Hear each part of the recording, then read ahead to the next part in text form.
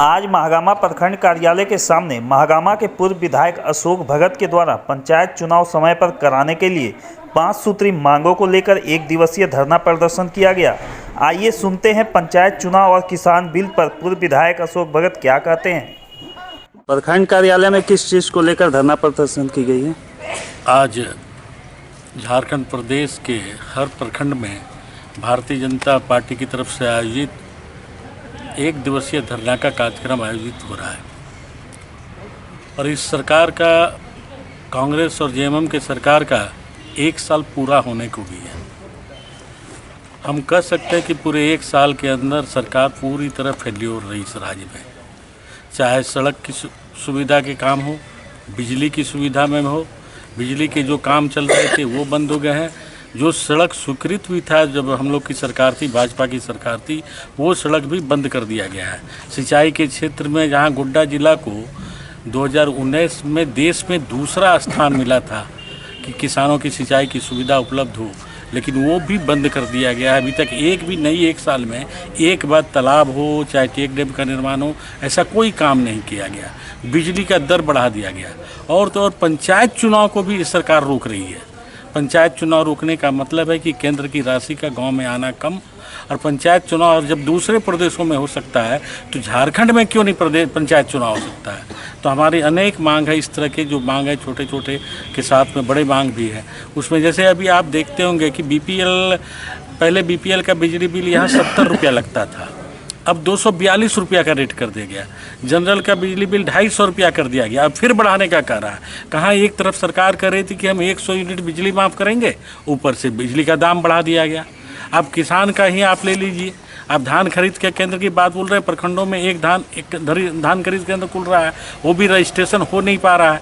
अभी तक मात्र आप 1200 किसान का फॉर्म जो लिए हैं और उसमें से मात्र 90 किसान का आपने रजिस्ट्रेशन कराया है। तो धान खरीद भी केवल आप खाना पूर्ति करना चाह रहे हैं, आप करना नहीं चाह रहे हैं।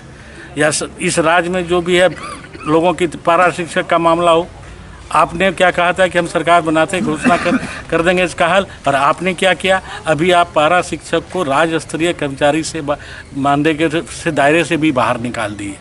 तो इस तरह की अनेक मांग है। हमारी एक 5 सूत्रीय मुख्य मांग को लेकर के हम लोग आज एक दिवसीय धरना पर बैठे हुए हैं और आगे ये संघर्ष हमारा जारी रहेगा।